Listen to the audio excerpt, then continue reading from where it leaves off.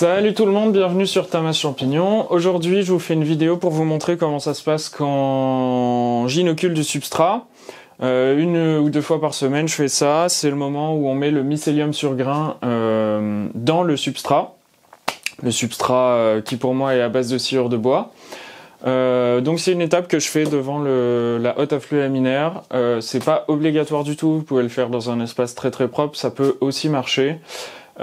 Et pour des techniques avec de la pasteurisation de paille, tout ça, il n'y a pas du tout besoin de hotte à flux laminaire, mais moi je vous montre ça aujourd'hui.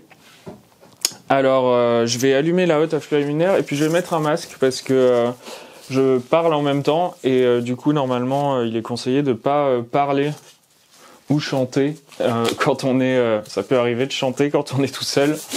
Devant quand on est en train de faire le travail stérile parce que en permanence on recrache des postillons. Donc je vais allumer la hotte à flux laminaire, ça va faire un peu de bruit mais normalement vous devriez m'entendre. Et puis je vais vous montrer comment ça se passe tout ça. Je vais aussi baisser la caméra. Vous allez plus voir ma tête mais au moins vous verrez tout ce que je fais avec mes mains. Allez, c'est parti.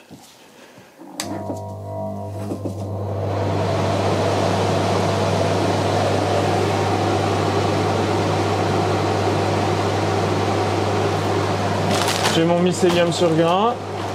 Bien sûr, j'ai préalablement tout bien nettoyé avec de l'alcool à 70 degrés. Et donc, c'est très simple, hein. Je vais me remettre un petit coup d'alcool parce que je viens de toucher l'appareil photo. C'est très simple cette étape. J'ouvre les sacs. J'essaye de faire tout ça le plus rapidement possible.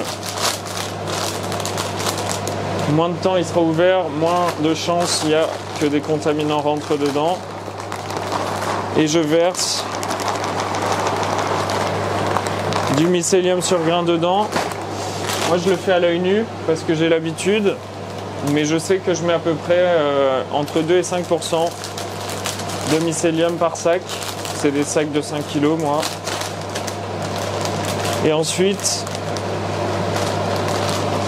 je prends mes sacs et je les scelle. Encore une fois, la scelleuse thermique, c'est pas obligatoire. Au début, je faisais ça avec des trombones et du scotch ou des pinces à linge. C'est juste plus pratique quand on commence à faire des grosses quantités.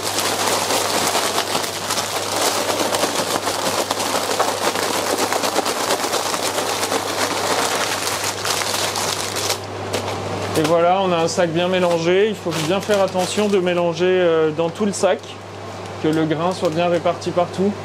Parce que sinon ça va coloniser d'un côté, il va falloir recasser le substrat pour que ça colonise bien partout. Donc bon, pour mélanger, chacun a sa technique.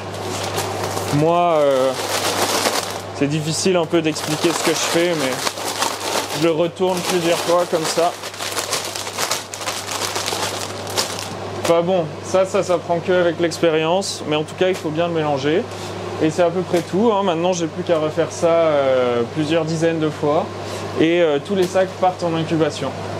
Donc si vous n'avez pas vu la vidéo sur l'incubation, je vous explique un peu tout ce que c'est, comment ça se passe, vous pouvez aller la voir. Et si vous voulez voir plus de vidéos, abonnez-vous à la chaîne. Je vais vous montrer encore quelques images de mon travail aujourd'hui. Allez, à bientôt!